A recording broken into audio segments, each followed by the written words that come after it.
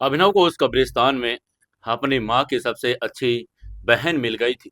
उसने उसको एक एक करके सारी बातें बता दी कि किस तरीके से उनके घर को जलाया गया था। अब क्या करेगा अभिनव, जानेंगे आज के एपिसोड में। दोस्तों, हमारी कहानी the return of lion lion घर जमाई में आपका हार्दिक स्वागत है। अगर आप पहली बार आए हैं तो चैनल को सब्सक्राइब जरूर कर लें, वीडियो को लाइक करें, शेयर करें और प्यारे प्यारे कमेंट करके बताएं कि कहानी कैसी लग रही है। चलिए शुरू करते हैं कहानी। तभी अभिनव ने वापस रेखा की तरफ मुड़कर पूछा, लेकिन मौसी, अगर उस नकाबपोश को फॉर्मूला नहीं मिला तो फॉर्मूला कहाँ गया? क्या माँ ने उसे नष्ट कर दिया, या वो आज भी हवेली के किसी सीक्रेट तिजोरी में बंद है? उसका यह सवाल सुनते ही रेखा मौसी के चेहरे पर एक अजीब सी शांति और गर्व आ गया। उनकी वो कांपती हुई बूढ़ी आंखें अचानक बहुत स्थिर हो गई। रेखा ने अपने साड़ी के पल्ले को थोड़ा ढीला करके कहा, तुम्हारी माँ जानती थी बेटा कि दरिंदे उस फॉर्मूले के लिए किसी भी हद तक जा सकते हैं। मालकिन ने वो फॉर्मूला हवेली के किसी तिजोरी में नहीं रखा। उन्हें पता था कि उनकी जान को कुछ हुआ तो वो तिजोरी तोड़ दी जाएगी।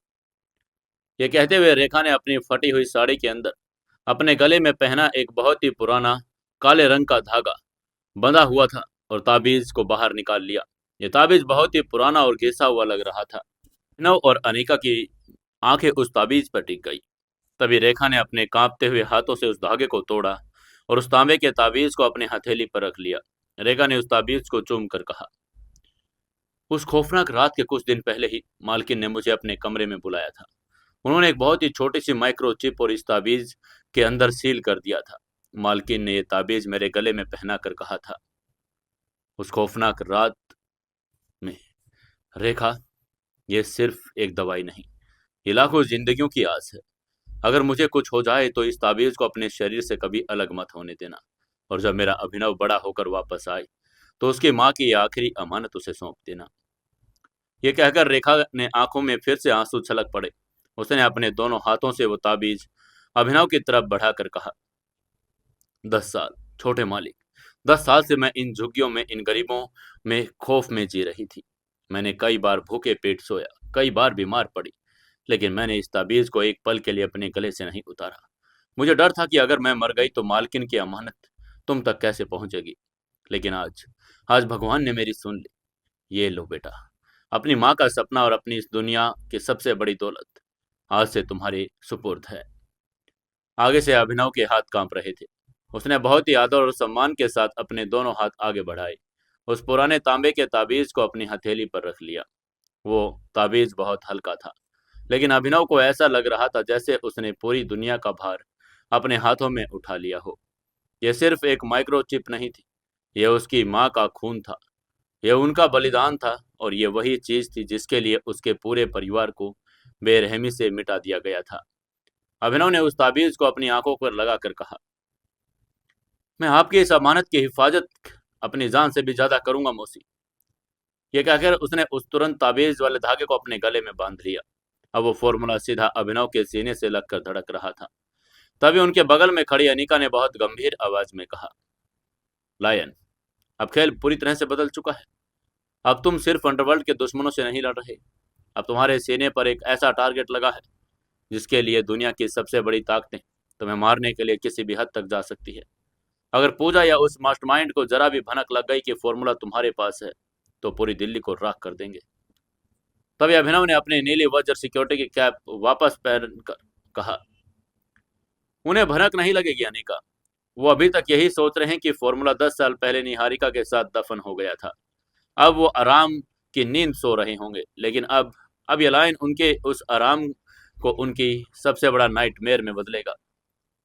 इसके बाद अभिनव ने रेखा मौसी के पैर छूकर कहा, मौसी, अब आप बिल्कुल सेफ हैं। अनिका आपको विक्रम के सेफ हाउस में ले जाएगी। वहां आप एक महारानी की तरह रहेंगी। ये आपके अभी का आपसे वादा है। रेखा ने रोकर अभिनव के सिर पर हाथ रखकर कहा, तू अपना ख्याल रखना बेटा मेरी, वो बहुत खतरनाक लोग हैं। अब तेरी माँ नहीं है तेरे जख्मों पर मरहम लगाने के लिए। तभी आगे से अभिनव ने ताबीज छूकर कहा, माँ का आशीर्वाद मेरे गले में है मौसी। अब मेरे जख्म नहीं, उनके जख्म गिरने का वक्त आ गया है। वैसे भी आप भी तो मेरी माँ ही तो हैं। ये कहते हुए अभिनव अनिका की तरफ मुड़ा। उसने अनिका को निर्देश देकर कहा, अनिका, अब तुम्हारा काम दोगुना हो गया है। तुम सबसे पहले गुरलीन के उस एन्क्रिप्टेड फोन से जो भी डेटा मिल रहा है उसे डिकोड करना। दूसरा, तुम्हें उस पूजा सहगल को ढूंढना है। मैं जानना चाहता हूँ कि वो औरत कौन है, वो किस फार्मा कंपनी को चलाती है और उसका उस नकाबपोश मास्टरमाइंड से क्या रिश्ता है। मुझे उस औरत की एक एक सांस की खबर चाहिए। तभी आगे से अनिका ने पूरे कॉन्फिडेंस से कहा, यस, मैं आज ही डार्क वेब पर गहरे कोनों में उस पूजा और प्रोजेक्ट संजीवनी की फाइल्स को स्कैन करना शुरू करूंगी। अगर वो इस दुनिया में सांस ले रही है तो मेरे डिजिटल रडार से बच नहीं पाएगी। तभी अभिनव की आंखें अब बिल्कुल एक खूंखार शिकारी जैसी हो गई थी। उसने आगे कहा, और तीसरी सबसे अहम बात, तुम तुरंत विक्रम से कहो कि वो दुनिया के सबसे बेहतरीन भरोसेमंद वैज्ञानिकों की एक सीक्रेट टीम तैयार करे। ये माइक्रोचिप जो मेरे पास है, इसमें मौजूद फॉर्मूला को हमें डिकोड करना है। और माँ का जो सपना अधूरा था, दिल्ली में प्लांट लगाना, हमें वो प्लांट खड़ा करना है, लेकिन किसी को कानो कान खबर नहीं होनी चाहिए। ये काम अंडरग्राउंड होगा। आगे से अनिका ने तुरंत कहा, यस, डन। तभी अभिनव ने कब्रिस्तान के गेट की तरफ इशारा करके कहा, अब तुम मौसी को लेकर जाओ, सिस्टम पर नजर रखना। आज लायन ग्रुप के 15वें फ्लोर पर मैं गुरलीन की नींद हराम करने वाला हूँ। तभी अनिका ने घबरा कर कहा, तुम पागल हो अभिनव। अब जबकि हमें इतना बड़ा राज पता चल गया, तुम्हें गुरलीन के पास जाने की क्या जरूरत है? वो औरत बहुत खतरनाक है। अगर उसने तुम्हें पहचान लिया तो? तभी अभिनव के होठों पर एक बहुत ही शैतानी मुस्कान आ गई। उसने मुस्कुरा कर कहा, वो मुझे नहीं पहचानेगी अनिका। वो खुद को बहुत ज्यादा चालाक समझती है। उसे लगता है कि उसने मुझ पर एक किस्मत वाले भिखारी के रूप में बेनकाब कर दिया, और यही उसकी सबसे बड़ी कमजोरी है। मुझे आज उसके कैबिन में घुसकर उस अदृश्य मास्टरमाइंड का सुराग निकालना है। मैं बस तुम्हारे सिग्नल का इंतजार करूंगा। जब मैं कहूं तब 15वें फ्लोर का पावर ग्रिड 2 मिनट के लिए हैक कर देना। ये कहकर अभिनव ने एक आखिरी बार अपनी माँ की कब्र को देखा और अपने मन ही मन प्रणाम किया और तेजी से मुड़कर कब्रिस्तान के गेट के बाहर निकल गया। पीछे अनिका और रेखा मौसी उसे जाता हुआ देख रही थी। वो एक आम सिक्योरिटी गार्ड की नीली वर्दी में था, लेकिन उसके चाल में आज वो रुतबा था जो दुनिया के सबसे ताकतवर इंसान में होता है। इसी बीच सुबह के 10 बज चुके थे। उधर दिल्ली की उस गगनचुंबी और काले शीशों वाली building lion group of industries में कामकाज पूरी रफ्तार से चल रहा था। अभिनव स्टाफ एंट्री गेट से दाखिल हुआ। उसका चेहरा बिल्कुल भावहीन था, गले में आईडी कार्ड, सिर पर कैप। उसने सिक्योरिटी चेक पार किया और सर्विस लिफ्ट से 15वें फ्लोर की तरफ जाने लगा। लिफ्ट में ऊपर जाते हुए उसने अपनी छाती पर रखे हाथ के उस तांबे के ताबीज को महसूस किया जो उसकी शर्ट के अंदर था। उसके सीने में अब सिर्फ दिल नहीं धड़क रहा था, बल्कि पूरी दुनिया को हिला देने वाले एक राज धड़क रहा था। तभी डिंग की आवाज के साथ लिफ्ट रुकी। 15वें फ्लोर के दरवाजे खुल गए। यहाँ हमेशा की तरह वही गहरी, सर्द और घुटन भरी खामोशी पसरी थी। जमीन पर बिछे मोटे कालीन कदमों की आवाज को सोख रहे थे। सामने भारी बुलेट प्रूफ कांच के मेन सर्वर रूम था। अभिनव अपने डेस्क पर गया और नाइट शिफ्ट वाले गार्ड से ड्यूटी ले ली। वो अपनी कुर्सी पर बैठा। उसने सामने लगे दर्जनों सीसीटीवी मॉनिटर्स पर नजर दौड़ाई। कुछ ही देर में वीआईपी लिफ्ट खुली और उसमें से 3 डायरेक्टर सिंघानिया, आहूजा और रेड्डी बाहर निकले। उनके चेहरों पर आज एक अलग ही खौफ और घबराहट थी। कल रात प्राइम स्टार होटल में जो कुछ हुआ था, उसने उनकी रातों की नींद उड़ा दी। 70 करोड़ का डायमंड नेकलेस और उस अभिनव नाम के इंसान की वो खौफनाक शख्सियत। वो आपस में फुसफुसाकर तेजी से गुरलीन के कैबिन की तरफ जा रहे थे। सिंघानिया पसीना पहुंच कर बोला, तुमने देखा कल उस रात? वो कोई आम दामाद नहीं लग रहा था। मुझे तो उसकी आंखों में साक्षात मौत दिखाई दे रही थी। आगे से आज आहूजा ने घबरा कर कहा, चुप रहो। गुर्रे ने कहा कि वो सिर्फ एक भिखारी है जिसे इशफाक शाह ने कुछ खैरात दे दी है। गुर्रे ने उसका पूरा कच्चा चिट्ठा निकाल लिया है, घबराने की जरूरत नहीं है। तभी रेड्डी ने डरे हुए स्वर में कहा, तुम्हें लगता है कि इशफाक शाह जैसा पागल आदमी किसी इंसान को बिना मतलब के 70 करोड़ लुटा देगा? मुझे तो यह सब एक बहुत बड़ी साजिश लग रही है। चलो गुरलीन से बात करते हैं। ऐसे बात करके वो तीनों गुरलीन के शानदार और विशाल कैबिन के अंदर चले गए। वहीं अभिनव अपने डेस्क पर बैठा ये सब सुन रहा था। शिकारियों की कतार में अब डर साफ दिखाई दे रहा था। तभी अभिनव के कान पर लगे माइक्रो ईयरपीस में अनिका की आवाज आई। अनिका ने बहुत ही प्रोफेशनल और फोकस्ड आवाज में कहा, लायन, मैं सिस्टम में आ चुकी हूँ। मैं 15वें फ्लोर के पावर ग्रिड को बाईपास कर रही हूँ। गोरिन इस वक्त अपने कैबिन में है। उसने अभी अभी अपने उस एनक्रिप्टेड फोन से एक मैसेज टाइप किया है। उसकी बात सुनकर आगे से अभिनव ने बहुत धीमी आवाज में कहा, क्या मैसेज है? अब निका ने उसे बताकर कहा, वो मैसेज सीधे उस अदृश्य सर्वर पर गया है जो नकाब पोस्ट मास्टरमाइंड का है। मैसेज में लिखा है, इशफाक शाह ने कपूर खानदान के दामाद अभिनव को अपना प्यादा बनाया है। अभिनव हमारे लिए खतरा नहीं है, लेकिन इशफाक शाह शायद हमारे इलाके में दखल देने की कोशिश कर रहा है। क्या हमें इशफाक शाह को हटाना चाहिए? उसके ये बात सुनकर अभिनव के होठों पर एक शैतानी मुस्कान आ गई। गुरलीन पूरी तरह से फर्जी कहानी के जाल में फंस चुकी थी। उसका पूरा ध्यान अब अभिनव से मुस्कुराकर उसने कहा, परफेक्ट। वो उन्हें हवा में तलवारें चलाने दो। अनिका, क्या गुरलीन के कैबिन में कोई फिजिकल सर्वर या सिक्योरिटी सीक्रेट तिजोरी है जो उसके मेन सिस्टम से जुड़ी है? तब इधर से अनिका ने फ्लोर के ब्लूप्रिंट को स्कैन करके कहा, हाँ, गुरलीन के डेस्क के ठीक पीछे एक बड़ी सी पेंटिंग लगी है। उस पेंटिंग के पीछे एक बायोमेट्रिक सेफ है। मेरा मेलवेयर बता रहा है कि अब जब भी वो मास्टरमाइंड में कोई बहुत ही secret dark web file receive करती है तो उसका एक हार्ड ड्राइव बैकअप उस तिजोरी में रखती है।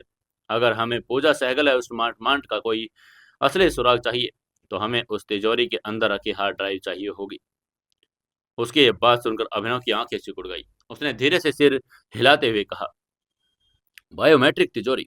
यानी वो सिर्फ गुरलीन के फिंगरप्रिंट और रेटिना से खुलेगी?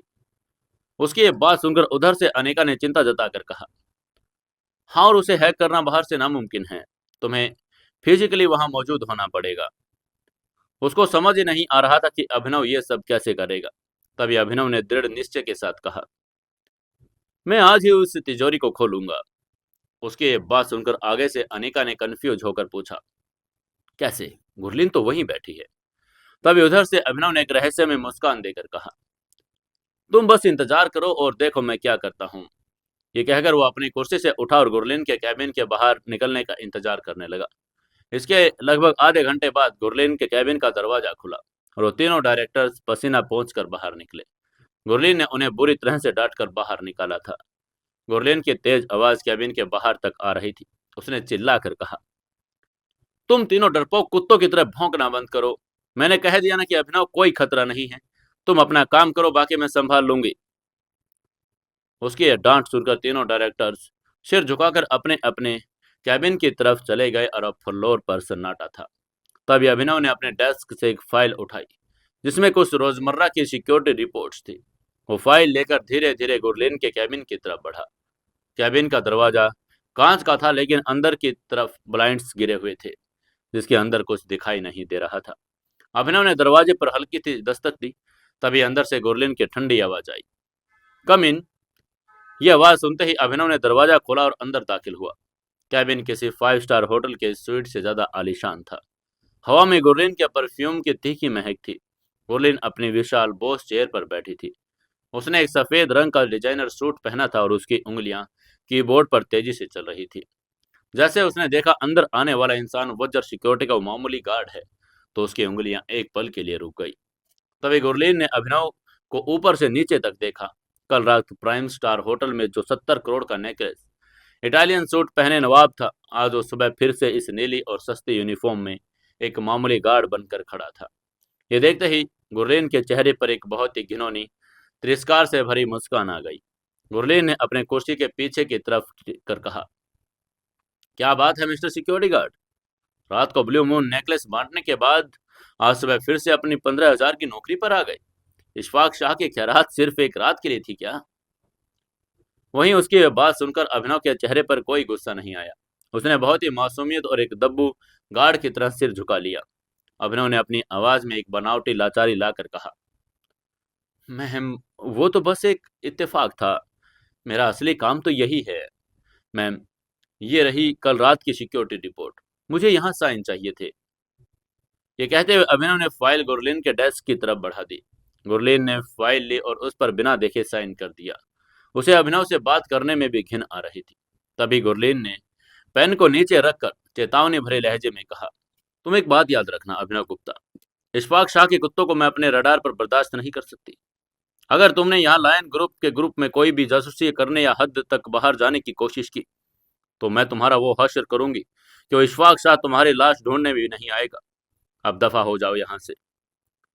उसकी ये बात सुनकर अभिनव ने फाइल उठाई और सिर झुकाकर सम्मान के साथ कहा, जी मैम। ये कहते हुए मुड़ा और कैबिन के दरवाजे की तरफ जाने लगा।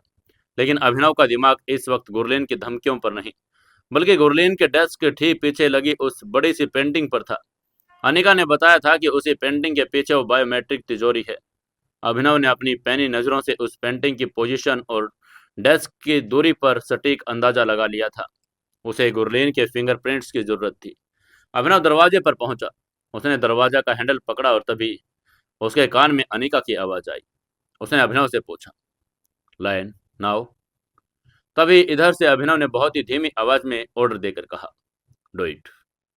अगले ही सेकंड लायन ग्रुप के 15वें फ्लोर की सारी लाइटें, कंप्यूटर स्क्रीन और सेंट्रल एसी एक भयंकर जंप की आवाज के साथ बंद हो गई। पूरा 15वां फ्लोर गुप्त अंधेरे में डूब गया।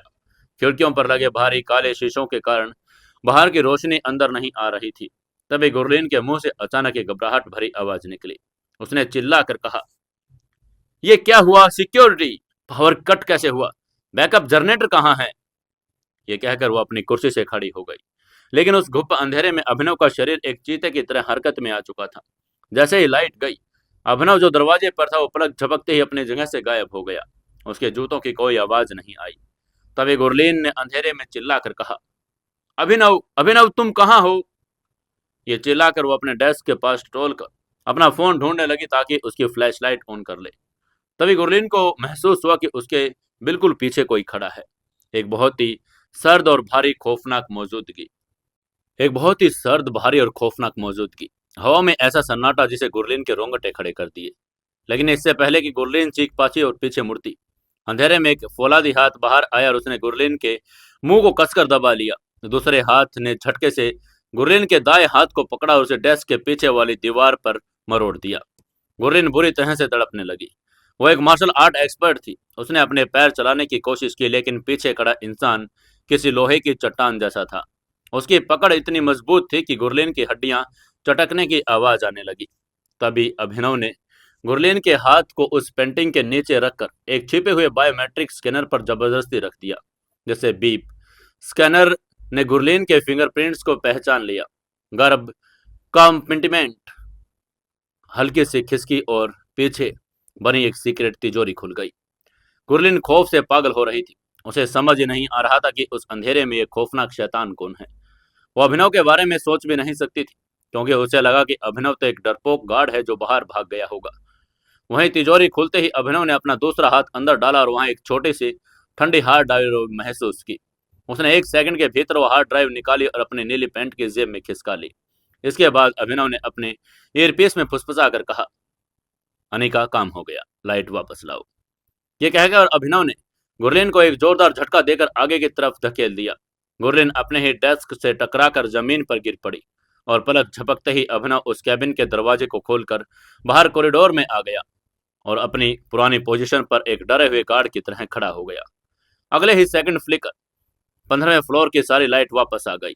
कंप्यूटर स्क्रीन ऑन हो गई और पावर ग्रिड चालू हो गया। अनिका ने सिर्फ 45 सेकंड के लिए पावर हैक किया था। वहीं गुरलीन जमीन पर हाँफते हुए पड़ी थी। उसके बाल बिखरे हुए थे। उसका चेहरा खौफ से पीला पड़ चुका था। वो तुरंत अपनी जगह से उठी और उसने पागलों की तरह चारों तरफ देखा।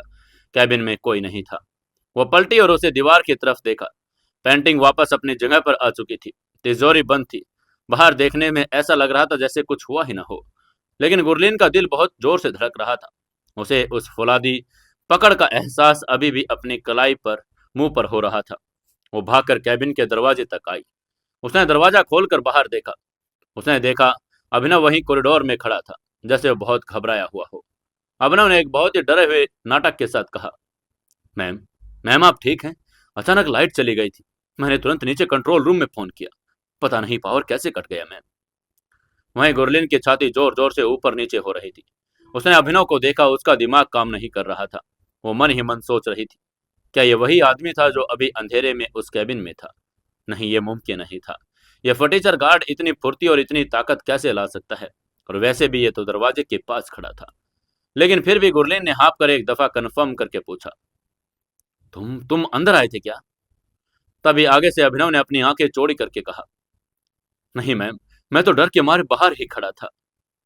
उसकी ये बात सुनकर गुरलीन ने अपने हाथ से अपना माथा पकड़ा। उसे लगा कि शायद अंधेरे में उसका दिमाग भ्रम का शिकार हो गया था। शायद उसने घबराहट में खुद ही किसी चीज से टकराकर वो पकड़ महसूस की हो, क्योंकि तिजोरी तो बंद थी। उसने पागलों की तरह अभिनव पर चिल्लाकर कहा, दफा हो जाओ यहां से, मुझे किसी का मुंह नहीं देखना। ये कहकर उसने कैबिन का दरवाजा अभिनव के मुंह पर जोर से बंद कर दिया। कैबिन के अंदर गुरलीन ने जल्दी से अपना फिंगरप्रिंट लगाकर वो तिजोरी खोली। जब उसने अंदर देखा तो उसके पैरों तले की जमीन खिसक गई। उसके वो सीक्रेट हार्ड ड्राइव वहां से गायब थी। ये देखते ही गुरलीन चीख पड़ी। उसने चिल्लाकर कहा, नहीं, नहीं। वो हार्ड ड्राइव जिसमें प्रोजेक्ट संजीवनी, पूजा और उस ट्राइडेंट कार्टेल के नकाबपोश मास्टरमाइंड के सारे सीक्रेट मैसेज, ब्लैकमेल्स और करोड़ों डॉलर की ट्रांजैक्शन डिटेल थी, वो हवा में गायब हो चुकी थी। अगर वो हार्ड ड्राइव किसी खुफिया एजेंसी या पुलिस के हाथ लग गई तो ना सिर्फ लायन ग्रुप बर्बाद होगा, बल्कि वो मास्टरमाइंड गुरलीन की खाल उधेड़ देगा। उधर गुरलीन के चेहरे पर पहली बार मौत का पसीना चमकने लगा। और तभी इधर बाहर डेस्क पर बैठा अभिनव ने अपनी जेब में रखी उस हार्ड ड्राइव को छूकर बहुत ही ठंडी और खौफनाक मुस्कान के साथ अपने ईयरपीस में कहा, अनिका, खेल अब हमारे हाथ में है। शिकरे शिकार के पिंजरे का दरवाजा टूट चुका है। अब हम में बस ये देखना है कि नकाबपोश मास्टरमाइंड अपने इस वजीर को बचाने के लिए बिल से बाहर कब आता है। दिल्ली में अब लायन की खामोशी दहाड़ गूंजने लगी थी। जल्द ही कपूर मैंशन से लेकर ट्राइडेंट कार्टेल के उस लाल त्रिशूल तक सब कुछ खाक में मिलने वाला था। वहीं उधर लायन ग्रुप ऑफ इंडस्ट्रीज के 15वें फ्लोर पर स्थित गुरलीन कौर का आलीशान कैबिन, जो कुछ देर पहले तक उसके घमंड और ताकत का प्रतीक था, अब उसके लिए एक दम घोटू कब्र में बदल चुका था। तिजोरी खुल गई थी और अंदर का खालीपन गुरलीन के आंखों में खौफ के गहरे समंदर की तरह उतरता जा रहा था। उसने डर के मारे चीख कर कहा, नहीं, नहीं, ये नहीं हो सकता। गुरलीन के मुंह से निकली यह चीख किसी इंसान की नहीं थी, बल्कि एक ऐसे जानवर की लग रही थी जो शिकारी के जाल में फंसकर अपनी मौत को सामने देख रहा हो। उसने पागलों की तरह अपने दोनों हाथ खाली तिजोरी के अंदर डाले और हर कोने को टटोलने लगी, जैसे वो हार्ड ड्राइव में कहीं छिप गई हो। लेकिन वहां सिर्फ ठंडी धातु थी। गुरलीन के घुटने फर्श पर टिक गई। उसके पूरे शरीर में एक ऐसी जानलेवा सिरहन दौड़ गई जिसकी उसके नसों का खून जमा दिया। वो हार्ड ड्राइव सिर्फ एक स्टोरेज डिवाइस नहीं थी, उसमें प्रोजेक्ट संजीवनी, उस इंटरनेशनल फार्मा माफिया पूजा और ट्राइडेंट कार्टेल के नकाबपोश मास्टरमाइंड के सारे काले राज, अरबों की डॉलर की ट्रांजैक्शन डिटेल और सबसे बढ़कर मौत के वो परवाने थे जो इस पूरी दुनिया में तबाही ला सकते थे। अगर उस मास्टरमाइंड को भनक भी लग गई कि गुरलीन के कैबिन में इतनी अहम हार्ड ड्राइव चोरी हो गई, तो गुरलीन को सिर्फ गोली से नहीं मारेगा, वो उसके शरीर की एक एक बोटी काटकर कुत्तों को खिला देगा। ट्राइडेंट कार्टेल गद्दारों और नाकाम लोगों को सजा देने के लिए बड़ी दुनिया में मशहूर था। उसने एक दफा अभिनव पर शक करके कहा, वो गार्ड अभिनव। गुरलीन का दिमाग एकदम से उस वजर सिक्योरिटी के गार्ड की तरफ गया, लेकिन फिर उसने तुरंत अपना सिर झटक दिया। उसने सिर झटक कर खुद से कहा, नहीं, वो तो बाहर खड़ा था, जब लाइट गई तो दरवाजा बंद था। एक मामूली सा गार्ड अंदर आकर मेरा हाथ मरोड़कर फिंगरप्रिंट लगाकर तिजोरी खोल ले और पलक झपकते ही बाहर भी चला जाए, ये इंसान के बस की बात नहीं। ये किसी भूत या दुनिया के सबसे खतरनाक माफिया का काम है। गुरलीन की सांसें धोखने की तरह चल रही थी। उसे समझ आ गया था कि दुश्मन बिल्डिंग के अंदर ही मौजूद है। हार्ड ड्राइव अभी भी इसी बिल्डिंग में होगी, क्योंकि चोर को इसे लेकर बाहर निकलने का मौका नहीं मिला होगा। वो बिजली की फुर्ती से उठी और अपने डेस्क की तरफ भागी। उसने डेस्क पर हाथ इमरजेंसी इंटरकॉम पर उठाया और मेन सिक्योरिटी कंट्रोल रूम को फोन किया। जैसे उधर से किसी ने फोन उठाया, गुरलीन ने चिल्ला कर कहा, सिक्योरिटी चीफ। गुरलीन की आवाज में इतना भयंकर खौफ और गुस्सा था कि कंट्रोल रूम में बैठा चीफ भी अपनी कुर्सी से उछल पड़ा। दूसरी तरफ से उसने कांप कर कहा, यस मैम। तभी गुरलीन ने पागलों की तरह चीख कर कहा, बिल्डिंग को लॉकडाउन करो, अभी इसी second. Main gate, basement parking, staff entry, service lift, emergency exit, सब कुछ सील कर दो। कोई भी इंसान, चाहे वो कोई वीआईपी क्लाइंट हो या इस कंपनी का डायरेक्टर, इस बिल्डिंग से एक कदम भी बाहर नहीं जाना चाहिए। सारे स्टील रोलर्स गिरा दो। अगर एक कुत्ता भी इस बिल्डिंग से बाहर निकला तो मैं तुम सबको जिंदा जला डालूंगी। उसका यह ऑर्डर सुनते ही उधर से सिक्योरिटी चीफ ने डर के मारे हकला कर कहा, जी जी मैम, मैं भी कोड रेड एक्टिव करता हूँ। उसके इतना कहते ही अगले पल रायन ग्रुप की उस 60 मंजिला गगनचुंबी बिल्डिंग में खतरे के लाल सायरन गूंजने लगे। हर फ्लोर पर चमकती हुई लाल लाइटें घूमने लगी। मेन गेट्स पर भारी बुलेट प्रूफ स्टील के दरवाजे अपने आप नीचे गिरने लगे। जो जहां था वहीं कैद हो गया। पूरी बिल्डिंग एक अभेद्य किले और जेल में तब्दील हो गई। वहीं उधर लॉकडाउन एक्टिव करने के बाद गुरलीन ने इंटरकॉम से ही सिंघानिया, आहूजा और रेड्डी को तुरंत अपने कमरे में बुलाया। इतनी देर में तीनों डायरेक्टर्स हाफ कर पसीना पसीना होकर गुरलीन के कैबिन में दाखिल हुए। सायरन की आवाज ने उनकी हालत पहले ही खराब कर चुकी थी। उसके कैबिन में आते ही सिंघानिया ने अपने कांपती आवाज में पूछा, क्या क्या हुआ गुरलीन? बिल्डिंग लॉकडाउन क्यों कर दी? क्या पुलिस की रेड पड़ी है या कोई हमला हुआ है?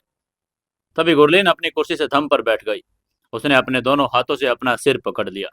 उसकी आंखें लाल हो चुकी थी। उसका मेकअप आंसू और पसीने से खराब हो गया था।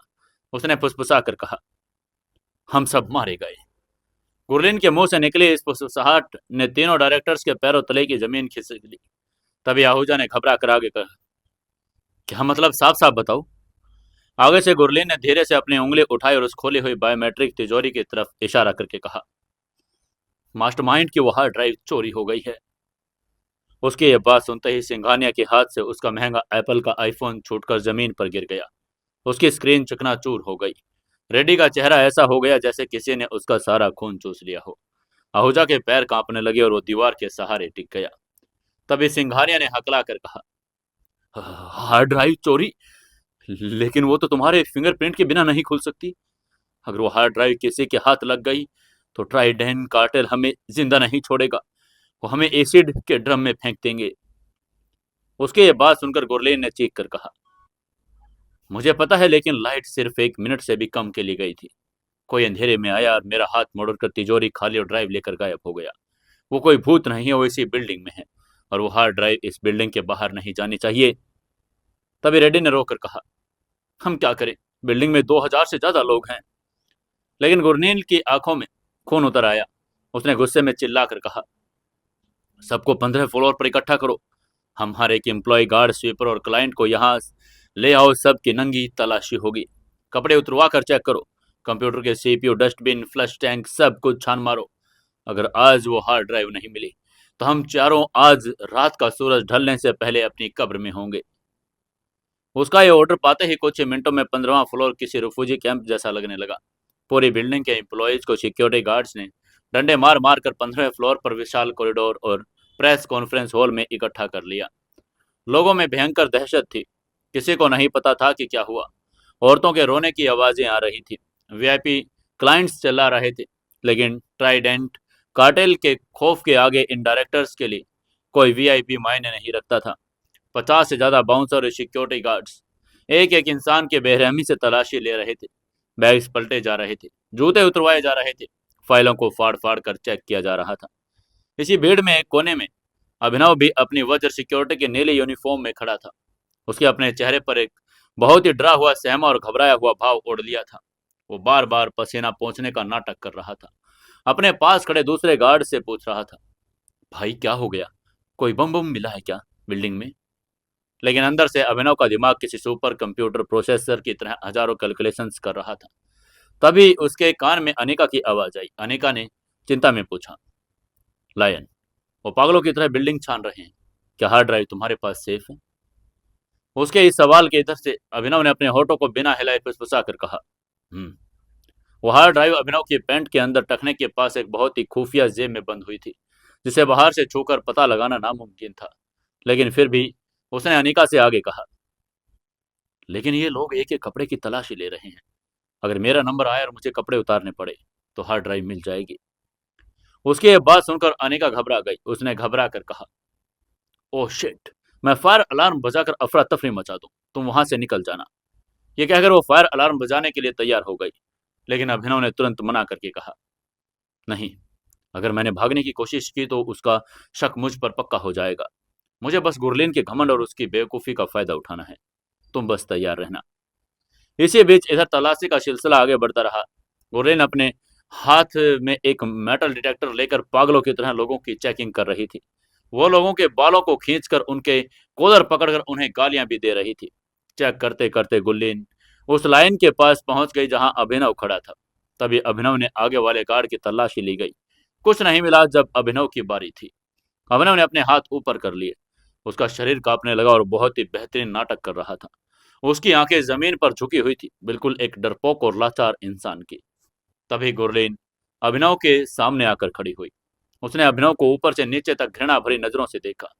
यह वही इंसान था जिसे कल रात उसने 70 करोड़ का हार पहनते हुए प्राइम स्टार होटल में देखा था, और आज यहाँ एक पसीने से लथपथ, डरा हुआ और कमजोर गार्ड बनकर खड़ा था। गुरलीन के दिमाग में उसने फिर से धोखा दिया। गुरलीन ने मन ही मन में सोचा, यह डरपोक इंसान, ये भिखारी, जिस वक्त लाइट गई थी तो ये दरवाजे पर खड़ा थर थर कांप रहा था। इसके अंदर इतनी हिम्मत कहाँ कि मेरे कैबिन में घुसे, मुझे दबोचे और पलक झपकते ही गायब हो जाए। इसका तो अपना ही वजूद नहीं। इशफाक शाह की खैरात पर पलने वाला एक कुत्ता ट्राइडेंट कार्टेल की हार्ड ड्राइव चुराने के बारे में सपने में भी नहीं सोच सकता। गुरलिन का घमंड और उसका लॉजिक उस पर हावी था। उसे लगा कि इस फटीचर गार्ड की तलाशी लेकर वो अपना ही वक्त बर्बाद करेगी, जबकि असली चोर शायद कोई और तेज तर्रार एजेंट है जो भीड़ में छुपा हुआ होगा। इसलिए गुरलीन ने अभिनव को धक्का देकर कहा, तुम्हारे पास क्या होगा, निकलो यहां से, जाकर उस तरफ खड़े हो जाओ। ये कहकर गुरलीन ने बिना अभिनव को पूछे, बिना तलाशी लिए उसे आगे धकेल दिया और उसके पीछे खड़े मैनेजर की तलाशी लेने लगी। अभिनव लड़खड़ाने का नाटक करके साइड में जाकर खड़ा हो गया। उसने अपनी नीली कैप को थोड़ा नीचे खींचा। उसके होठों के किनारे पर ऐसी सर्द और शैतानी मुस्कान खिंच गई जिसे देखकर शायद यमराज भी कांप उठता। अभिनव ने गुरलीन की तरफ देखकर मन ही मन में कहा, गुरलीन कौर, तुम्हारा यही घमंड तुम्हारी कब्र खोदेगा। तुमने एक शेर को कुत्ता समझकर उसके गले में हाथ डालने की गलती कर ली। अब इसके नतीजे भुगतने के लिए तैयार रहना। तलाशी का यह सिलसिला लगभग 2-2.5 घंटे चला, लेकिन नतीजा जीरो रहा। पूरा 15वां फ्लोर, सारे एम्प्लॉयज, सारी फाइलें चेक कर ली गई, लेकिन हार्ड ड्राइव कहीं नहीं मिली। गुरलीन और तीनों डायरेक्टर्स की हालत अब पागलों जैसी हो चुकी थी। वो पुनीत से नहाए गए थे। उनके चेहरे पर मौत का डर टपक रहा था। तभी सिंघानिया ने अपने बाल नोच कर चिल्लाकर कहा, ये यहाँ नहीं है। वो हार्ड ड्राइव 15वें फ्लोर पर है ही नहीं। उसकी ये बात सुनकर गुरलीन ने अपना सिर दीवार पर मारकर कहा, तो फिर वो कहाँ गई? हमें पूरी बिल्डिंग का कोना कोना छानना होगा, बेसमेंट से लेकर छत तक। रेडी ने उसकी बात को तुरंत सहमति जताकर कहा, हाँ चलो, हम खुद चेक करेंगे। तभी गुरलीन ने अपने गार्ड्स को हुक्म देकर कहा, इन सब एम्प्लॉयज को यहीं 15वें फ्लोर पर बंधक बनाकर रखो, कोई अपनी जगह से नहीं हिलेगा। हम चारों जाकर बिल्डिंग के सीक्रेट रूम और सर्वर एरियाज चेक करते हैं। यह कहकर गुरलीन और तीनों डायरेक्टर हथियार के साथ वहां से निकल गए। 15वें सिक्योरिटी डेस्क के पास बैठा कुछ गार्ड्स रह गए थे, जिनमें अभिनव भी शामिल था। भीड़ एक तरफ फर्श पर बैठी डरी हुई थी। यह अभिनव के लिए एक गोल्डन चांस था। उसे पता था कि हार्ड ड्राइव उसके पास सेफ है, लेकिन वो इसे ज्यादा देर तक अपने पास नहीं रख सकता था। और गुरलीन ने इसे पूरी बिल्डिंग चेक करने के लिए दोबारा और ज्यादा कड़ाई से तलाशी ली या सर्चिंग कुत्तों को बुलवा लिया तो पकड़ा जा सकता था। अभिनव को अपना नकाब अभी नहीं उतारना था। उसे उस पूजा और नकाब पोस्ट मास्टरमाइंड के बारे में जानकारी चाहिए थी। इसलिए अभिनव ने एक बहुत ही खतरनाक और शातिर प्लानिंग बनाई। वो धीरे से खिसक कर 15वें फ्लोर के एक पुराने और इस्तेमाल न होने वाले स्टोर रूम की तरफ चला गया, जहां सफाई का सामान रखा रहता था। अंदर जाकर दरवाजा लॉक कर लिया। वहां घुप अंधेरा था। अभिनव ने अपनी पैंट के अंदर छिपे हुए हार्ड ड्राइव को निकाला और अपने जूतों के सोल के अंदर एक बहुत पतली हाई टेक केबल और एक छोटी सी एनक्रिप्टेड पेन ड्राइव निकाली, जो अनिका ने उसे दी थी। अभिनव ने ईयरपीस में कहा, अनिका, मैं डेटा ट्रांसफर शुरू कर रहा हूँ। मेरे पेन ड्राइव को अपने सर्वर से सिंक करो। यह हार्ड ड्राइव ट्राइडेंट कार्टेल के एनक्रिप्शन से लॉक है। इसे तोड़ने में तुम्हारी मदद करनी होगी। उधर से अनिका ने तुरंत रिएक्ट करके कहा, कनेक्टिंग लाइन। अनिका की उंगलियां छतरपुर के बेसमेंट में कीबोर्ड पर आग लगा रही थी। वहीं इधर अभिनव ने केबल से हार्ड ड्राइव को पेन ड्राइव से जोड़ दिया। तभी उधर से अनिका ने सांस रोककर कहा, एनक्रिप्शन बहुत हैवी है अभिनव। ये मिलिट्री ग्रेड 256 बिट ASI है। मैं अपना ब्रूट फोर्स एल्गोरिदम चला रही हूँ। मुझे कम से कम 60 सेकंड चाहिए। उसकी ये बात सुनकर उधर से अभिनव ने थोड़ा जल्दी करके कहा, जल्दी करो, बाहर किसी भी वक्त कोई गार्ड आ सकता है। इधर स्टोर रूम के अंदर अंधेरे में पेन ड्राइव की नीली लाइट ब्लिंक कर रही थी। अभिनव की आंखें उस लाइट पर टिकी थी, 50, 70 और 90। तभी उधर से अनिका ने खुशी में कहा, डन। हार्ड ड्राइव का सारा डेटा, सारे डिक्रेट्स, पूजा सहगल के बारे में सुराग, ट्राइडेंट कार्टेल के मैसेज, सब कुछ तुम्हारे पेन ड्राइव में कॉपी हो चुका है और मेरे सर्वर्स पर बैकअप बन गया है। उसकी ये बात सुनते ही अभिनव ने तुरंत केबल निकाली, अपनी छोटे से पेन ड्राइव को अपने जूतों के सोल के अंदर वापस खिंचका दिया। अब उसका वो सारा अमूल्य डेटा उसके पास था, लेकिन अभिनव का खेल अभी खत्म नहीं हुआ था। तभी अनिका ने उससे पूछा, अब इस हार्ड ड्राइव का क्या करना है लायन? क्या इसे तोड़कर यहाँ फ्लश करोगे वहीं इधर अभिनव के चेहरे पर एक खौफनाक मुस्कान आ गई। उसने मुस्कुरा कर कहा, नहीं, अगर हार्ड ड्राइव हमेशा के लिए गायब हो गई तो गुरलीन और ये डायरेक्टर डर के मारे छिप जाएंगे। ट्राइडेंट कार्टेल इन्हें मार देगा। मुझे इन्हें जिंदा रखना है। मुझे इनके जरिए मास्टरमाइंड तक पहुंचना है। मैं ये हार्ड ड्राइव वापस करूंगा। उसकी ये बात सुनकर अनिका हैरान रह गई। उसने चौंक कर कहा, वापस? तुम पागल हो गए हो। अगर तुमने गुरलीन के हाथ में देती तो समझ जाएगी कि डेटा कॉपी हो चुका है। तभी इधर से अभिनव ने एक खौफनाक मुस्कान के साथ कहा, वो नहीं समझेगी। मैं इसे गुरलीन के हाथ में नहीं दूंगा। मैं इसे गुरलीन के कैबिन में उसके डेस्क पर पड़ी फाइलों के बीच ऐसी जगह रखूंगा जहां से उसे लगे कि जब लाइट गई तो उसने घबराहट में खुद ही इसे गलती में वहां रख दिया होगा या गिरा दिया होगा। इंसान का दिमाग जब भयंकर खौफ में होता है तो सबसे पहले खुद की गलती मानकर राहत की सांस लेना चाहता है। उसकी ये बात सुनकर उधर से अनिका ने घबरा कर कहा, यह बहुत रिस्की है लाइन। वो चारों पागलों की तरह बिल्डिंग छान मार रहे हैं। वो किसी भी सेकंड वापस 15वें फ्लोर पर आ सकते हैं। तभी अभिनव ने अपनी जेब में हार्ड ड्राइव वापस रखकर कहा, शेर शिकार करते वक्त रिस्क नहीं लेता अनिका, वो कैलकुलेशन करता है। तुम बस सिस्टम पर तैयार रहो। मुझे एक बार फिर से 15वें फ्लोर का अंधेरा चाहिए, लेकिन इस बार 45 सेकंड नहीं। उसने एक बिजली जैसी फुर्ती आ गई। उसने आगे कहा, मुझे सिर्फ 10 सेकंड चाहिए, सिर्फ 10 सेकंड। अनिका को निर्देश देने के बाद अभिनव ने स्टोर रूम का दरवाजा खोला। वापस अपने उसी पोजीशन पर सिक्योरिटी डेस्क के पास जाकर खड़ा हो गया। कुछ ही मिनटों बाद वीआईपी लिफ्ट खुली। गुरलीन सिंघानिया आहूजा और रेड्डी लिफ्ट से बाहर निकले। उनकी हालात खराब थी। उनके बाल बिखरे थे और कपड़े पसीने से तरबतर थे। वो पूरी बिल्डिंग छान चुके थे, लेकिन हार्ड ड्राइव कहीं नहीं मिली थी। सिंघानिया रोते हुए जमीन पर बैठ गया। उसने डर के मारे कांप कर कहा, खत्म, सब खत्म। हम मारे गए। ट्राइडेंट कार्टेल हमें जिंदा नहीं जलाएगा, वो हमारे बच्चों को भी नहीं छोड़ेगा। वहीं गुरलीन का चेहरा एक लाश की तरह सफेद पड़ चुका था। उसकी आंखों में एक खालीपन था। वो लड़खड़ाते कदमों के साथ अपने कैबिन की तरफ जा रही थी। उसे लग रहा था कि यह कैबिन अब उसकी कब्र बनने वाला है। तभी एक गार्ड ने उससे डर कर पूछा, मैम, क्या इन लोगों को जाने दे? उसकी यह बात सुनते ही गुरलीन ने पागलों की तरह चिल्ला कर कहा, चुप रहो, कोई कहीं नहीं जाएगा। इसी के साथ वो धीरे धीरे गुरलीन के कैबिन की तरफ बढ़ रहे थे। कैबिन का दरवाजा बस कुछ कदम दूर था। यह वही पल था। अभिनव ने अपनी आंखें सिकोड़ी। उसने दूरी नापी। सिक्योरिटी डेस्क से गुरलीन के केबिन का दरवाजा ठीक 25 कदम दूर था।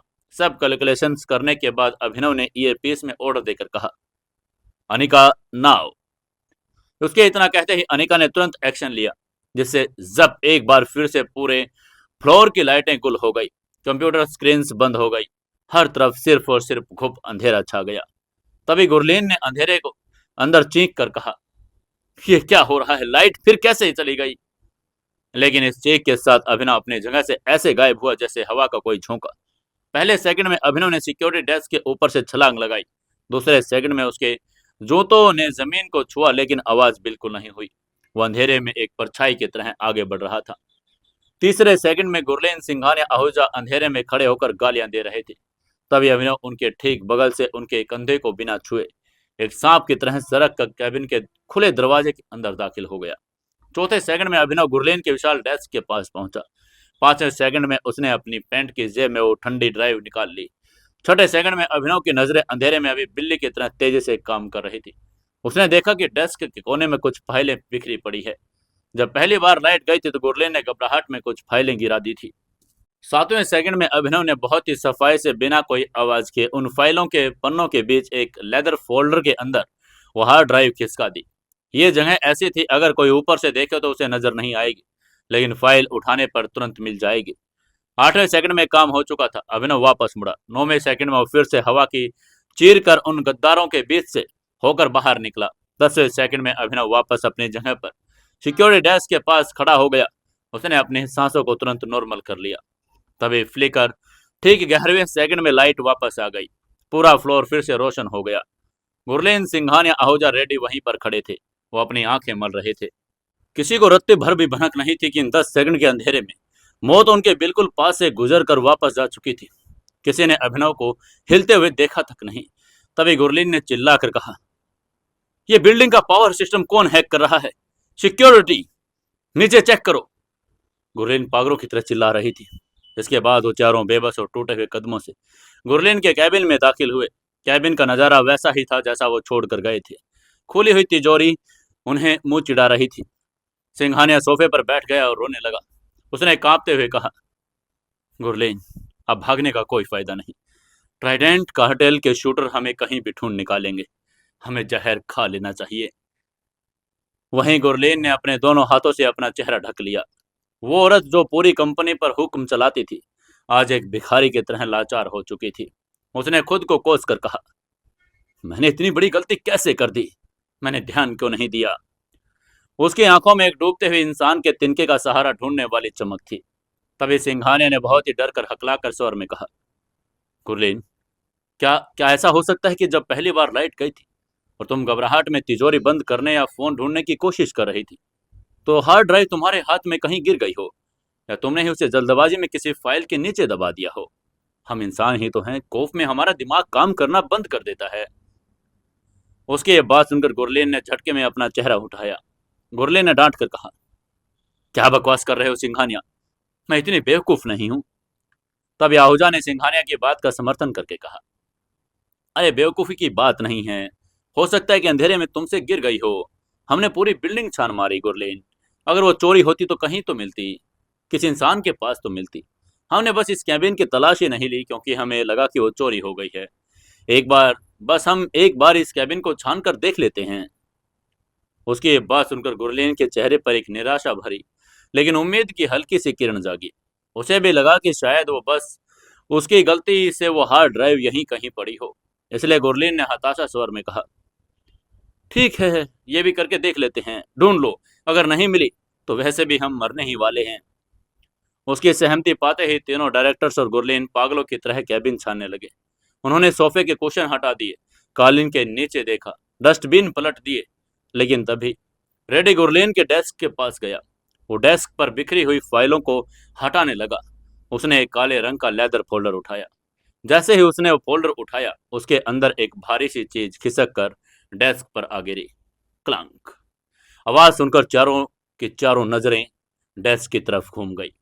वहां फाइलों के बीच वो छोटी सी ठंडी और एनक्रिप्टेड हार्ड ड्राइव पड़ी थी।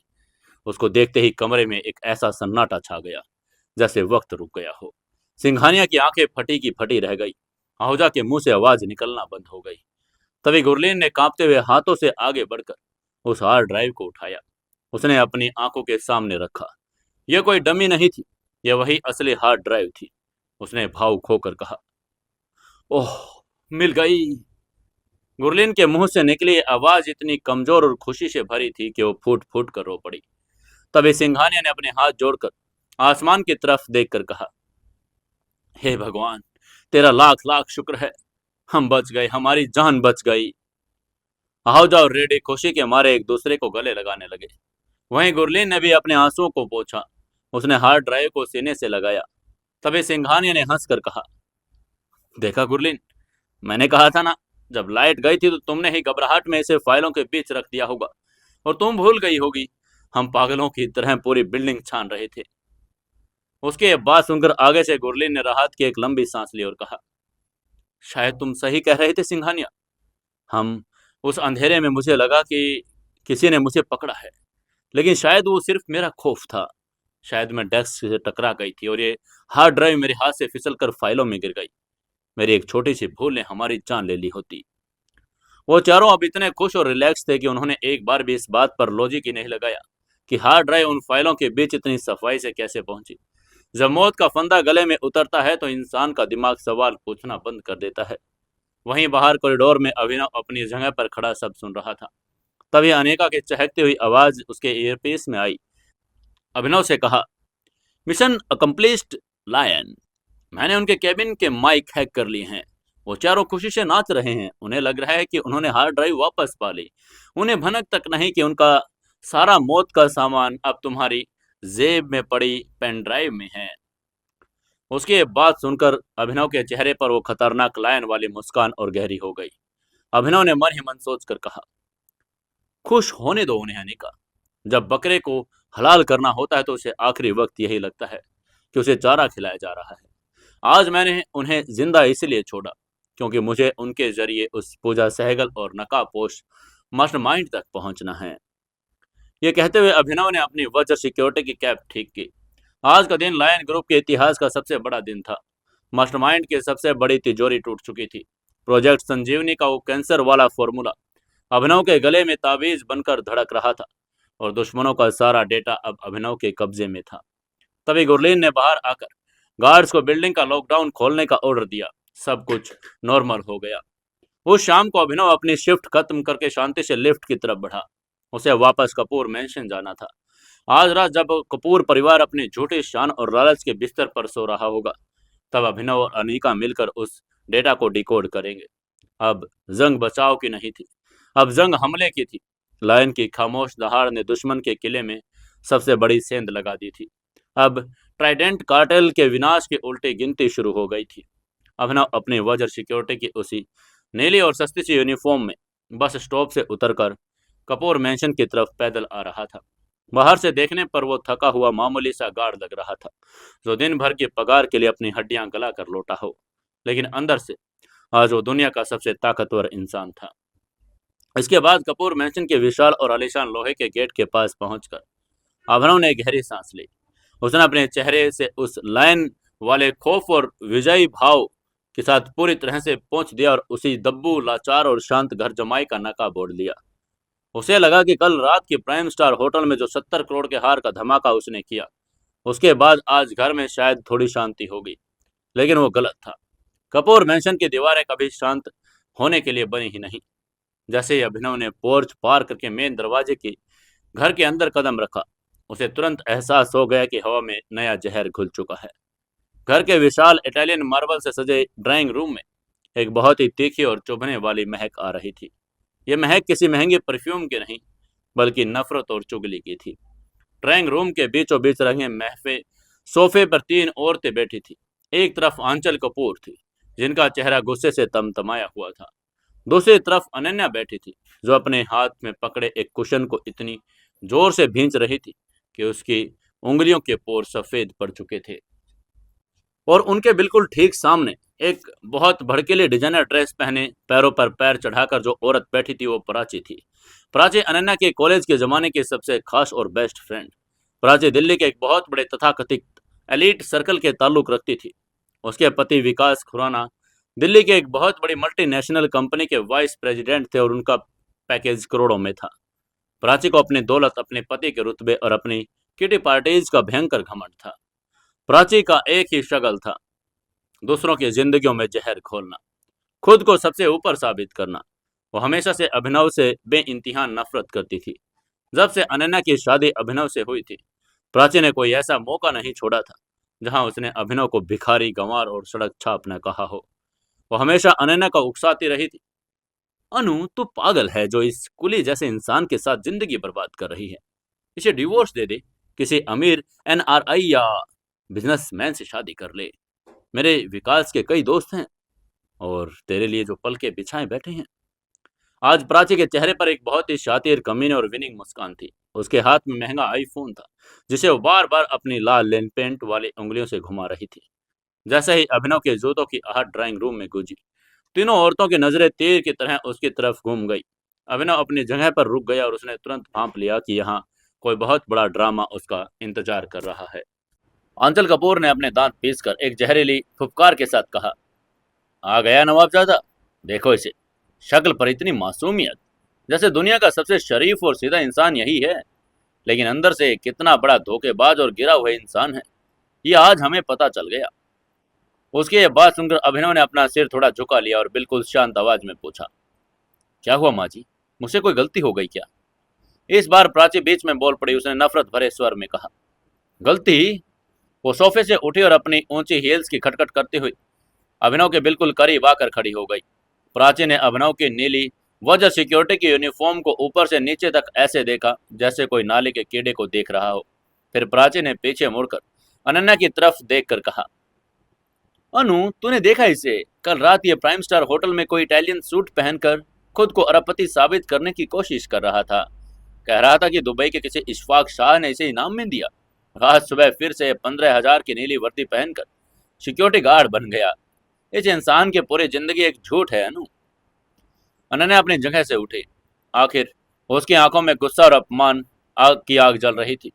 अनन्या को अभिनव से कोई प्यार नहीं था, लेकिन अभिनव कागजों पर उसका पति था। उसके नज़र में अभिनव उसकी एक प्रॉपर्टी पर एक पालतू जैसा था। और आज जो बात उसे पता चली थी, उसने अनन्या के ईगो को भयंकर चोट पहुंचाई थी। अनन्या ने चिल्लाकर कहा, अभिनव, आज सुबह तुमने मुझसे कहा था कि तुम अपनी ड्यूटी पर जा रहे हो, क्या तुम लायन ग्रुप के ऑफिस गए थे? लेकिन तभी प्राची ने बीच में ही अभिनव की बात को काट कर कहा, झूठे नीच इंसान, तू आज सुबह ड्यूटी पर नहीं गया था, तू कहीं और गुलछर्रे उड़ा रहा था। ये कहते हुए उसने अपना आईफोन उठाया और अपनी स्क्रीन को अभिनव के चेहरे के बिल्कुल सामने कर दिया। अभिनव की नजरें उस फोन की स्क्रीन पर पड़ी। स्क्रीन पर कुछ तस्वीरें थी।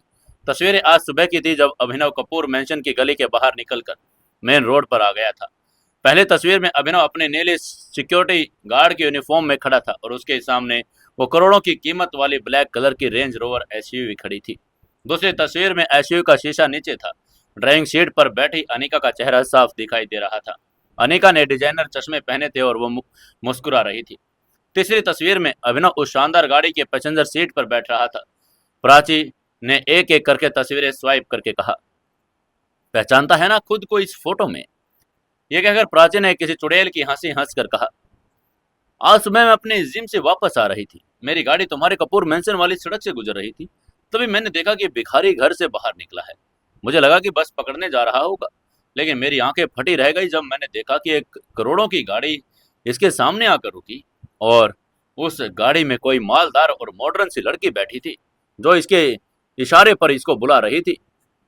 उसके बाद ये सुनकर आंचल कपूर ने अपना सिर पकड़कर कहा, हे भगवान, मेरे कपूर खानदान की इज्जत आज सड़क छाप इंसान ने मिट्टी में मिला दी। मेरी बेटी यहाँ ऑफिस में दिन रात मेहनत करती है और ये बेशर्म इंसान किसी और अमीर लड़की को फांस कर उसके साथ घूम रहा है। तभी प्राची वापस अनन्या के पास आई और उसके कंधे पर हाथ रख दिया। प्राची ने अनन्या के कान में जहर भर कर कहा, देख ले अनु, अपनी आंखों से देख ले। मैं तुझे सालों से समझा रही थी कि यह आदमी बहुत चालू है। ये तेरे पैसों पर पल रहा है और बाहर जाकर किसी और अमीर लड़की को टॉय बॉय बन गया है। कल रात वो 70 करोड़ का नेकलेस और इटालियन सूट वो कोई इशफाक शाह ने नहीं दिया। मुझे तो पक्का यकीन है कि इस अभिनव की इस गाड़ी वाली अमीर लड़की ने इसके साथ चक्कर चलाया है और उसी लड़की ने इसे कल रात वो कपड़े और नेकलेस दिए होंगे, ताकि ये यहाँ कपूर मैंशन में अपनी छोटी इज्जत बना सके। उसकी ये बातें सुनकर अनन्या का खून खोलने लगा। उसका दिमाग प्राची की बातों में पूरी तरह फंस चुका था। अनन्या तेजी से चलकर अभिनव के पास आई। उसने अपना हाथ उठाया जैसे अभिनव को थप्पड़ मारने वाली हो, लेकिन अभिनव की आंखों में एक अजीब सी ठंडक देखकर उसका हाथ हवा में ही रुक गया। अनन्या ने पुकार कर कहा, कौन है ये लड़की अभिनव? तुम्हारी हिम्मत कैसे हुई मेरे पति होते हुए किसी और लड़के की गाड़ी में ऐश करने की? क्या तुम्हारी औकात इतनी गिर चुकी है कि तुम अब अमीर औरतों के पैसों पर पलने लगे हो? कल वो 70 करोड़ का नेकलेस भी क्या उसी लड़की की खैरात थी?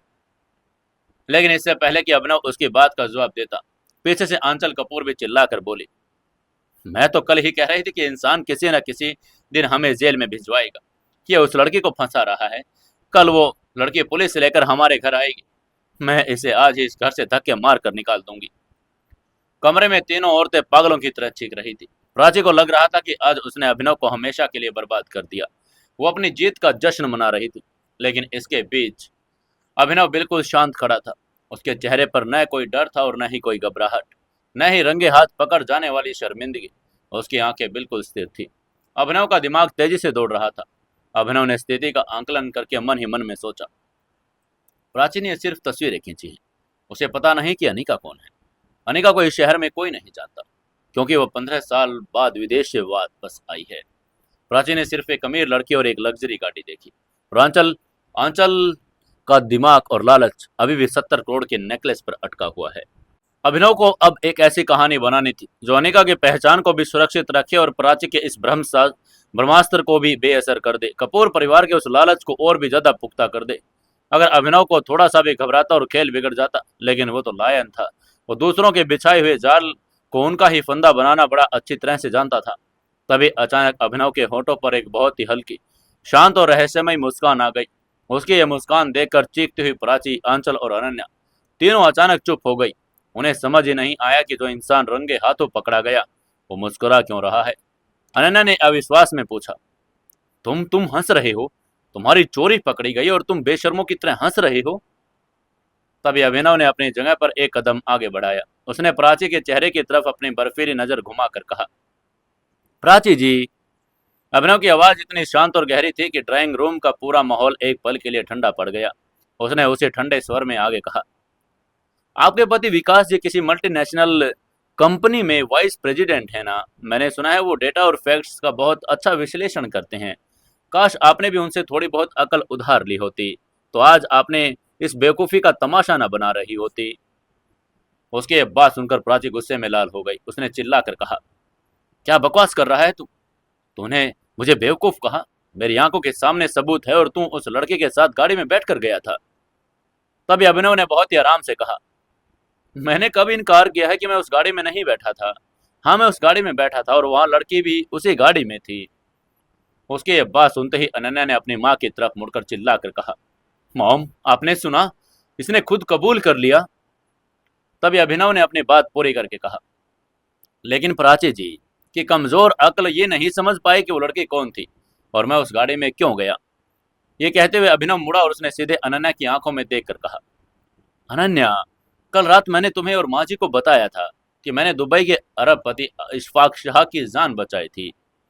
अभिनव ने उस फर्जी कहानी का धागा फिर से पकड़ लिया और आगे कहा, क्या तुम्हें लगता है कि मैं इशफाक जैसा इंसान जो इनाम में 70 करोड़ का नेकलेस और लाखों का सूट दे सकता है, वो मुझे यूं ही भूल जाएगा?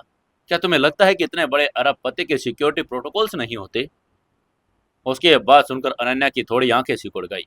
उसने थोड़ा कंफ्यूज होकर पूछा, क्या क्या मतलब है तुम्हारा? अभिनव ने प्राची के हाथ से उसका फोन लिया और उस तस्वीर को जूम किया। अनिका दिख रही थी। उसने सफेद झूठ बोलकर कहा, ये लड़की जिसे प्राची मेरी गर्लफ्रेंड बता रही है, वो कोई और नहीं, इशफाक शाह की चीफ पीआर और सिक्योरिटी ऑफिसर है। अभिनव ने बिना एक पल की हिचकिचाहट के उस सफेद झूठ को इतनी सफाई से बोला, किसी को शक करने की गुंजाइश नहीं मिली। उसकी ये बात सुनकर आंचल कपूर हैरान रह गई। उसने चौंक कर कहा, क्या? तभी अभिनव ने फोन वापस प्राची को थमा कर कहा, हाँ माँ जी, इशफाक शाह बहुत सनकी है लेकिन वो बहुत सावधान भी है। उसने कल रात वो नेकलेस तो भिजवा दिया था, लेकिन उसकी टीम इस बात की तहकीकात कर रही थी, क्या वो 70 करोड़ का नेकलेस सही सलामत कपूर मैंशन पहुंच गया? क्या वो सुरक्षित है? कहीं किसी ने मुझे रास्ते में लूट तो नहीं लिया? ये कहते हुए अभिनव अपनी बात को वजनदार बनाने के लिए थोड़ा सा टहलने लगा और चलते चलते उसने आगे कहा, आज सुबह जब मैं घर से अपनी ड्यूटी के लिए निकला तो इशफाक शाह की ऑफिसर अपनी सिक्योरिटी टीम के साथ गेट के बाहर मेरा इंतजार कर रही थी। उन्होंने मुझे गाड़ी में बैठाया। उन्होंने मुझसे दादी के बारे में पूछा और कंफर्म किया कि नेकलेस दादी के पास सुरक्षित है या नहीं। उसने ये भी देखा कि एक मामूली सी सिक्योरिटी गार्ड के यूनिफॉर्म में बस जाता हूँ। इशफाक शाह को जब ये पता चला तो उसने अपनी ऑफिसर को ऑर्डर दिया कि मुझे मेरी ड्यूटी तक करोड़ों की बुलेट प्रूफ गाड़ी में ड्रॉप कर दे।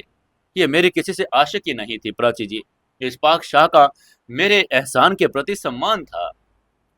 उसकी बात पूरी होते ही कमरे में एक बार फिर सन्नाटा छा गया। अभिनव की कहानी पर एक लूप होल नहीं था। अगर कोई अरबपति 70 करोड़ का गिफ्ट दे सकता है तो उसकी टीम फॉलो अप करने जरूर आएगी।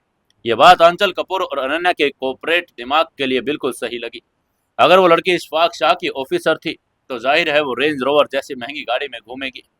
आंचल कपूर का चेहरा, जो अभी तक गुस्से में लाल हो गया था, वो अचानक डर और ताकत के मारे पीला पड़ने लगा।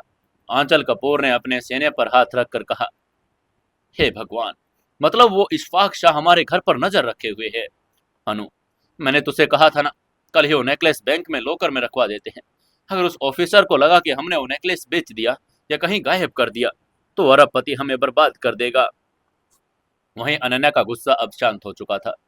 प्राची ने जो आग लगाई थी उस पर अभिनव ने बहुत ही शातिर तरीके से अपनी कहानी का ठंडा पानी डाल दिया। अनन्या ने अब थोड़े ही दबे स्वर में पूछा, तुमने ये बात मुझे कल सुबह क्यों नहीं बताई अभिनव? तभी अभिनव ने बहुत ही शांत स्वर में जवाब देकर कहा, आपने सुबह मुझे बोलने का मौका ही कहाँ दिया था। मुझे लगा नहीं था कि इसमें बताने वाली कोई बात है। वो ऑफिसर मुझे लाइन ग्रुप ड्रॉप करके वापस दुबई की फ्लाइट पकड़ने एयरपोर्ट चली गई थी। उसकी ये बात पूरी होते ही प्राची, जो अभी तक अपनी जीत का सपना देख रही थी, उसका मुंह अब खुले का खुला रह गया। उसकी सारी साजिश, उसकी खींची हुई वो सबूत वाली तस्वीरें, सब एक झटके में कूड़े के ढेर में बदल गया। लेकिन प्राची ने अभी भी हार नहीं मानी। उसने एक और कोशिश करके कहा, ये झूठ बोल रहा है अनु, तो इसकी बातों में मत आ। ये कोई कहानी बना रहा है, ये पक्का किसी लड़की को फंसा कर। तभी आगे से उसको बीच में काट कर अनु ने कहा, बस करो प्राची। यह आवाज अभिनव की नहीं, अनन्या की थी। अनन्या ने प्राची को बहुत ही तीखी नजरों से देखकर आगे कहा, तुम्हें हर चीज में साजिश क्यों नजर आती है? कल रात प्राइम स्टार होटल में जो नेकलेस इसने मेरी दादी को दिया था, उसकी कीमत 70 करोड़ है। शहर के सबसे बड़े ज्वेलर ने उसे चेक किया। अगर वो नेकलेस इशफाक शाह ने दिया है तो उसकी टीम यहाँ आएगी ही ना। तुम्हारा दिमाग हमेशा गंदगी क्यों सोचता रहता है? अनन्या नहीं चाहती थी कि प्राचू की फालतू बातें चुगली सुनकर चक्कर में वो इशफाक शाह वाला मामला बिगड़े। अगर इशफाक शाह नाराज हो गया तो शायद वो कपूर परिवार को मिलने वाले और फायदों से भी हाथ धो बैठेंगे। वहीं प्राची को अपने बेस्ट फ्रेंड से ऐसी डांट की उम्मीद नहीं थी। उसका चेहरा बेइज्जती से लाल हो गया था, लेकिन अभिनव का खेल अभी खत्म नहीं हुआ था। उसने प्राची को हमेशा के लिए सबक सिखाने का फैसला कर लिया था। अभिनव ने अपनी जेब में से हाथ निकाले और प्राची के बिल्कुल सामने आकर खड़ा हो गया। प्राची अपनी जगह पर थोड़ी सहम गई। तभी अभिनव ने अपनी उसकी आंखों में देखकर कहा, प्राची जी। अभिनव की आवाज में अब एक ऐसा खौफनाक और चुभने वाला तंज था जो सीधे प्राची के ईगो पर प्रहार कर रहा था। उसने अपनी बात को आगे बढ़ाकर कहा, आप बार बार मेरे कपड़े और मेरी हैसियत का मजाक उड़ाती हैं, मुझे भिखारी और सड़क छाप कहती हैं। चलिए आज आपकी हैसियत की बात कर लेते हैं। यह कहते हुए अभिनव ने प्राची की आंखों में आंखें डाली और मुस्कुराकर आगे कहा, आपके पति किसी कंपनी के वाइस प्रेसिडेंट हैं। उनका पैकेज कितना होगा?